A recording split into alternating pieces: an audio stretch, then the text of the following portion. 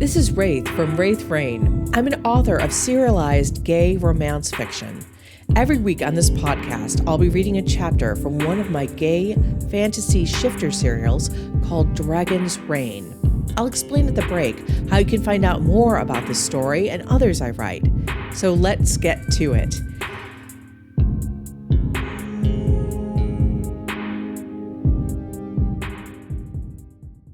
Chapter 21. Stay, go, lie. Caden, Valerius said, feeling exposed somehow by the light in the young man's eyes. Valerius? Caden's voice was clipped. His gaze dropped between Valerius and Tilly. He patted his leg. Hey, Till, how about you come on over here? Valerius's nostrils flared. He put a hand on her shoulder as she looked at her brother strangely. Why? What? Caden's gaze snapped up to him again. Why should she come to you? Because you petted your leg like she was a dog who would come to heel. Valerius raised an eyebrow. I didn't. Caden looked affronted. Tilly laughed. You totally did, but I don't mind, because I'm going to use it against you. She rubbed her hands together evilly. Caden let out a wounded groan. Oh, come on, Till. I was trying to protect you. From what? From what? Valerius and Tilly asked at the same time. Oh, Caden scuffed a foot in the floor. Well, Valerius is, I thought you would be intimidated by him. He can be intimidating. He looked up at Valerius through his lashes. You can be intimidating. Valerius tilted his head up. I am. Tilly giggled and took Valerius's left hand in both of hers. No, you're not. You're so cute. What? Now it was him and Caden saying that in unison. Tilly, though, continued to look up at Valerius fondly. You can be scary. You're big. You're bad. Yes, exactly, Valerius agreed. But you're also handsome. Yes, I am, he smiled. And kind. No, Yes, you must be. Because you're here to check on Caden and make sure he's okay, Tilly said. You know how scared he is and confused, and you're going to make it okay. That had silence falling. Valerius could feel Caden's eyes on him. Valerius frowned. He tried to speak, but nothing came out. He'd woken that morning, and his first thought had been about the boy. The annoying, innocent boy. He'd flown half the night watching Caden's house to make sure that nothing happened to him. Even in the few hours of sleep, he'd kept his ears and senses wide in case Caden let out a peep of fear or disquiet. He had debated with himself whether or not to just sweep in and take Caden back to the castle. In fact, he'd left his bed no less than 6 times to fly off to get the boy. He'd even considered simply camping out on the boy's floor. But all of those options had eventually been discarded because it would reveal Caden as the 9th dragon shifter. You came here to see if I was okay? Caden actually was giving him puppy eyes. Puppy eyes. I wish to ensure. Valerius paused and considered his words. You are very? Caden's eyes now narrowed. Naive, Valerius said. I'm not naive. You believe in the good in people, though I can assure you people are not good. At best, they are neutral, and you've been hanging out with the wrong sorts of people if you think that, Caden interrupted. I've been hanging out with people in power, the same people you will have to hang out with eventually. And you are completely unprepared for what is to come. Valerius scrubbed his hands over his face. His eyes felt like they were filled with sand. He needed more sleep. Raziel had only cracked an eyelid to see the white dragon, who had cooed again at them and then settled back to sleep. Its big head rested on its large claws, and its body was curled around itself. He truly needed sleep. But he couldn't sleep. Not when Caden was out in the world getting into trouble. Caden's arms were crossed over his chest. Not a good sign. He was learning the boy's ways. This body language was all affronted. But Valerius's temper was frayed from being tired, so he hadn't said it right. You think I'm being unfair, Valerius guessed. Caden's chin lifted. Another bad sign. You think I should trust your judgment. Valerius said the last word like it tasted bitter, because it did. Caden narrowed his eyes yet more. They were nearly slits now, a triply bad sign. You think I'm viewing the world through jaded eyes, and that you will change that world, Valerius said. Caden's head dropped. Yes, he was right. He knew it! The boy was planning something foolish. I don't think that I could change the world. I don't. I know I'm not that smart or important or wise or whatever, but... Caden swallowed. But there are some things that I see that I know are wrong that maybe, just maybe, I could do something about. Such as? Now Valerius tried to cross his arms, but Tilly still had his left hand in her surprisingly firm grip. What do you want to do first, Caden? She asked. She clearly had faith in her brother. That was interesting in some ways. In his limited experience, brothers and sisters fought like cats and dogs. But while they might at other times be at one another's throats, he could see that now Tilly believed in her brother to do good. Fits with his jumping off of cliffs when he is unable to fly, Valerius thought. Getting Rose a job, Caden said. But there was still a shiftiness to him, which meant this wasn't all he intended, but Valerius was disturbed by it. Rose? You mean Marban's granddaughter, who accompanied him on the storming the castle last evening? Now Valerius was arching an eyebrow. She's a good person. You need to give her a chance. Let me guess. She contacted you last night, didn't she, Caden? It was some apology for putting you in a bad position and wanting friendship, but knowing that she is unworthy of it. It went something like that, correct? Valerius's voice was clipped. The look of shock, then doubt, on Caden's face told him that was exactly what had happened. Yeah, she reached out, and it was something like that, but it was real, Caden, Valerius said softly. How could you know what's in her heart? How could I know what she said to you?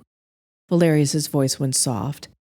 Caden's evident pain at the thought that Rose would be playing him actually hurt to hear. I know, because this is all Marban. It stinks of him. He knows that you like this girl. He knows that you have a good heart. You think by befriending her that you can save her. Not save her. She will save herself. I just want to give her a chance. She hasn't had that. She was rejected by her family, and since she was in the below in the first place, she didn't have much more than them. Caden got out. I've asked Wally to give her a job. Valerius pinched the top of his nose. So she could be here with you. You don't have to worry, King Valerius. Caden doesn't like girls like that. He's gay, Tilly suddenly piped up. Both of them looked at her in shock. Caden appeared rather horrified. Tilly, why are you... Valerius cried at the same time, I'm not jealous! Both Caden and Tilly looked at him. So did the white dragon, who tilted its head and blinked those large eyes at him curiously. What I meant to say was that my concern about Rose is not because I fear that Caden may develop or has developed romantic feelings for her, he frowned. Tilly was giving him a raised eyebrow as if she didn't believe a word he was saying. I just mean that she will attempt, through friendship, to gain Caden's sympathy and to lead him to do things that benefit Marban. I know Marban is a bad guy, Caden groused, but Rose isn't. I really think if she's given a chance that she'll get free of him. But even if she isn't and she's working for Marban, I have my own mind. It's not like she can brainwash me into doing something for Marban. That is the thing about Marban. He is very intelligent. Not just intelligent, so much more than that. He is very old and cunning, and he uses people with good intentions and good hearts. He eats them whole, Valerius said quietly. Caden did not look hurt or alarmed any longer, at least not for himself. He was studying Valerius. You're really worried about me. I told you, he's soft in the center. Tilly poked Valerius's armored stomach. She poked it a few more times. Well, not literally. You're really hard, like hard. Tilly, stop poking him, Caden hissed.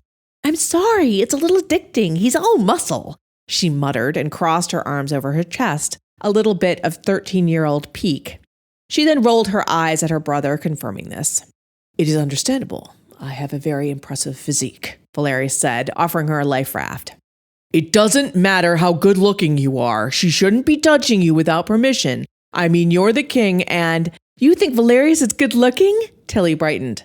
I do not want to feed his massive ego. But yeah, of course. Who wouldn't think he was good-looking? Caden blushed. Do you think Caden is good-looking, King Valerius? Tilly gazed up at him with that pre-teen way that made him want to shuffle his feet, even though he was quite a few centuries too old to be doing that. He is adequate, Valerius answered. Adequate? Caden squawked. You are fine-looking, Caden. That's hardly important, is it? I enjoy you the way... not because of your looks. Valerius gritted his teeth as his answer made him sound like he was lying. Tilly clearly thought he was lying. She had one hand up to her mouth to hide her grin. You enjoy me. Caden's eyebrows rose. That's an improvement, I guess. I annoyed you before, and you wanted me to leave your territory, so enjoying me is better. What? Tilly looked like someone had sent an arrow through her heart. Her eyes were huge and threatening to fill with tears. That was before, Valerius found himself quickly saying. Before? So now that you know Caden, you don't want that, right? How did Tilly suddenly have puppy eyes too?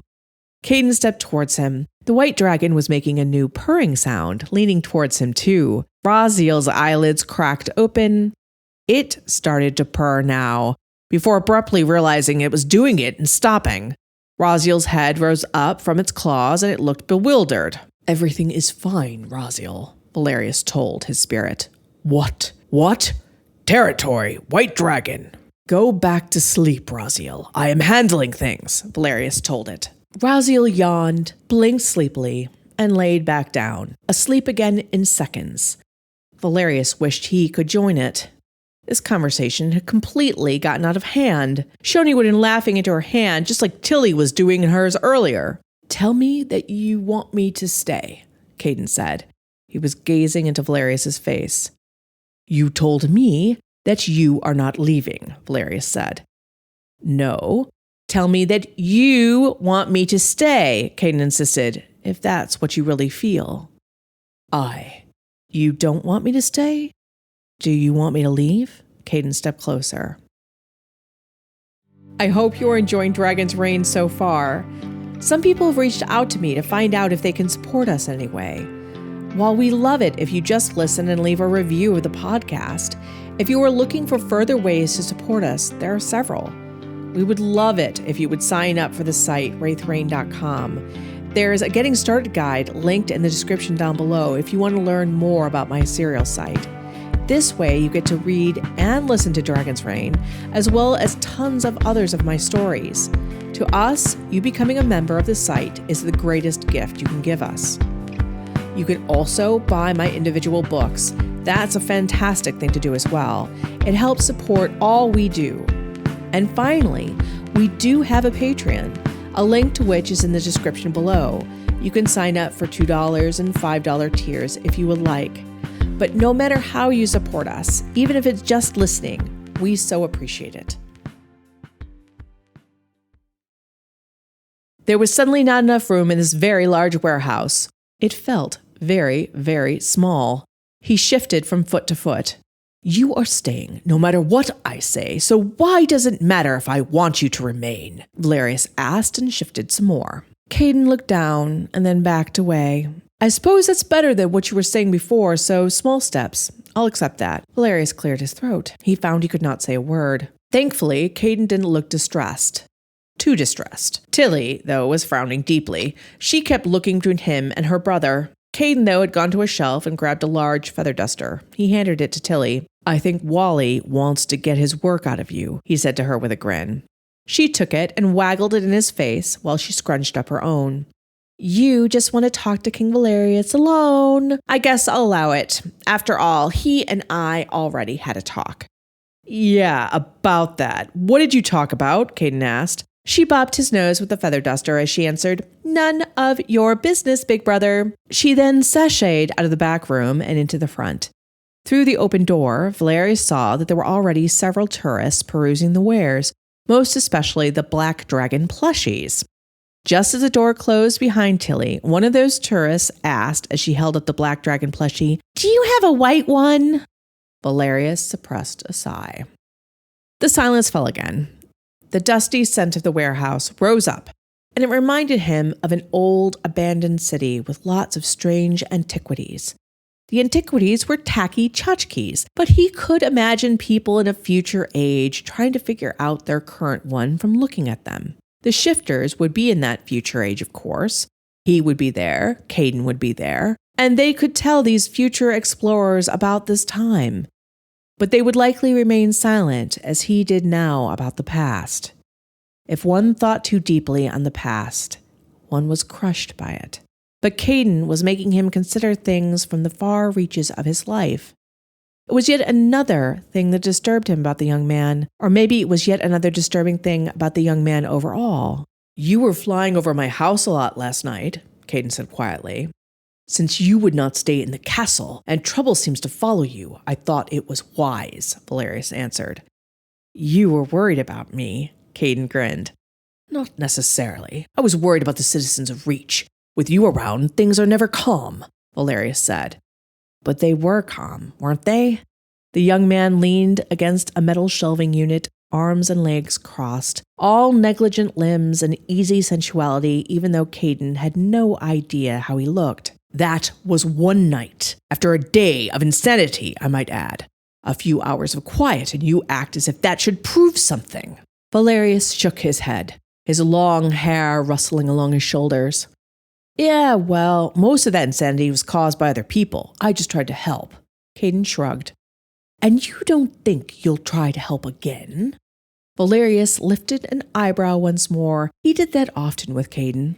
"Especially now when you actually have abilities to help others. Don't you know yourself at all? I've known you for less than 24 hours, and I am well aware that you will try to sweep in and save the day any minute now. You'll reveal yourself and—" "You think that's going to happen anyways?" Caden scowled. It was a pretty mouth to scowl like that. "And you don't think you'll try to help again?" Valerius lifted an eyebrow once more. He did that often with Caden. "Especially now, when you actually have abilities to help others? Don't you know yourself at all? I've known you for less than 24 hours, and I am well aware that you will try to sweep in and save the day any minute now.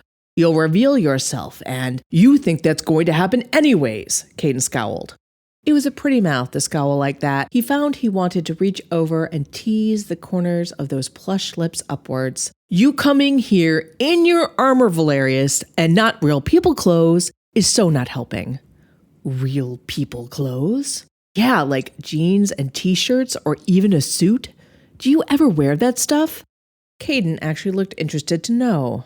Valerius frowned. "No, why would I?" "Because everyone else does. Only you dress like some RPG character," Caden muttered. "RPG? I dress like this because it is befitting of my rank, and being half naked with straps of leather is befitting of your rank?" Caden's mouth was suspiciously twitching up at the corners into that smile Valerius had so wanted earlier. "I would prefer to wear nothing at all, but the mores of this time require me to. The humans view us as animals at best and monsters at worst.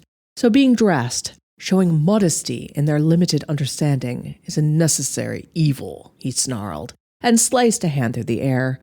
Shioni and he had had this conversation before. She loved clothes. Not that she didn't love being naked too, but she loved the spectacle of them. She often said that clothes allowed her to be many different people, while her bare skin allowed her to be only one. That was why Valerius mostly kept the simplest of clothing, like leather and silk, that was most like his scaly form or his naked human one. "I can't imagine being comfortable being naked around people." Caden bit his lower lip as he contemplated the idea. "You will realize what a nuisance clothing is when you are shifting more often. You will not feel the heat or cold any longer, as you did when you were human, so you will not need clothing to protect you," Valerius explained. "It is just for ornamentation or fitting in now." "Oh, Yeah, I guess I can see that. Caden bit harder on his lower lip, his brow furrowing. Speaking of shifting, you will need to soon, Valerius said. He clenched his jaw. This was stepping into the realm of teaching. But if Caden were to truly remain in his territory, he needed to learn to control himself. Caden frowned. How soon? The White Dragon gets that we need to be on the down low for a while. Once a day, minimally, Valerius said. That had Caden's eyes widening hugely. Once a day? Iolair didn't mention that. Why didn't you mention that? Caden was asking at last of his dragon spirit. Iolair, Raziel's sleepy mind repeated. Beautiful, disastrous Iolair. Caden is not a disaster. He will not lead others to their deaths, he said to Raziel. But the black dragon was already asleep again.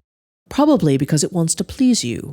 It is as agreeable as you are, even when it is to its detriment, Valerius guessed as the white dragon's head lowered. Well, there's no way I can get someplace where no one will see me or us when we shift today. I have work, and even if Wally would let me off, he will or will twist his little pink ears. Hey! Yeah, of course he would, but Rose is coming at noon, so I have to be here to have lunch with her and show her the ropes if Wally hires her, and then tonight... A flash of guilt went through Caden's blue eyes. Then tonight, Valerius prompted. Nothing. I just have stuff to do, he said with a defensive slouch of his shoulders. He stuffed his hands into his pockets. Is it something more important than the health of the white dragon spirit? Valerius gave Caden a cold look. What? No. I mean, yes. It's important, and I can't change it. Because there are others in charge of it, and never you mind. There's just something I have to do, and there's just no way I could do both things, he said angrily, but then looked up with a worried frown as he asked, It won't hurt the white dragon spirit if I don't shift just for today, right? Iolair will be okay. What time will you be done with this important activity this evening? Valerius questioned. I'm not sure. Caden was biting that lower tempting lip of his. Well, when you are finished, you will contact me on this. Valerius pulled out a new cell phone that was encrypted. My number is programmed into it, and here is a new wallet, complete with ID, bank card, everything that you lost that wasn't sentimental. Caden took them from him slowly. A grin crossed the boy's beautiful face. Oh man, this is awesome. I really thought I'd have to spend the day or more getting all of this taken care of. How did you... I am the king of kings, Caden. Do you think getting you a duplicate ID is a problem for me? Caden blushed. He carefully put the phone in his front pocket and his wallet in the back one. Well, I guess that is kind of stupid of me. Thank you. It takes a load off. Yes, I'm sure. But you do realize that if you had gone to get these things replaced, you might have been identified. The reporters are staking out the DMVs. Someone might have recognized you from last night as well.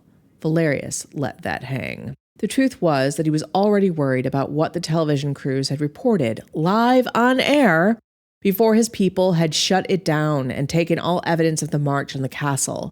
Someone would recognize Caden eventually, sooner or later. Well, I do appreciate it anyways, Caden told him with one of those shy smiles that had Valerius feeling strangely warm inside. The door to the back suddenly burst open, and Wally came in with a black balloon animal on his head. He immediately greeted Valerius. Tilly told me you were here. Why didn't you come out and mention it, Caden? I didn't know you'd want to talk to Valerius, Caden said. Are you crazy? Now that I've got him here, I can have him sign some of the Black Dragon merch, Wally enthused. Caden snorted. Valerius scowled. What is on your head? What, this? Oh, Black Dragon balloon hats. The kids love them. $5 a pop. They're great sellers. A brilliant gleam appeared in the rat shifter's eyes. You know what would be great for sales? No, Valerius said, meaning no to whatever Wally was going to suggest. But Wally took that as him just not knowing the answer. Now I know you can't really be in the store today because of the kid, here and all, but you could put on some of the merchandise and we'll take pictures. Wally! Caden was laughing so hard and yet looking leerily at Valerius, as if he might explode in dragon fury any minute now. But it would be great, and Wally stopped speaking as Valerius simply leaned forward and looked into his eyes without blinking. while he swallowed. Okay, I can see that you're not in the mood for modeling. But what about those autographs? He pulled out a pen and smiled encouragingly at Valerius. Valerius merely straightened and turned to Caden. You will call me after you are done with this thing that you have this evening. I will fly you to a deserted spot and you will shift, Valerius told Caden. Right, cool, that sounds good. Caden's head bobbed up and down like a marionette's. The relieved scent flowing off of him was almost overwhelming. Caden was definitely going to be up to no good tonight, but Valerius would be there. He wasn't going to wait on any call. He would follow the young man, but he pretended that he believed this ridiculously poor lying. He then turned on his heel and headed towards the back entrance of the warehouse. He ignored the ridiculous, overwhelming desire to stay. I hope you enjoyed this week's chapter. If you want to read ahead in Dragon's Reign or read the many other stories hosted there, you can purchase a membership to get access to RaytheReign.com, or you can continue to listen along here for free. If you'd like to learn more about RaytheReign.com and me, there's a link in the description down below.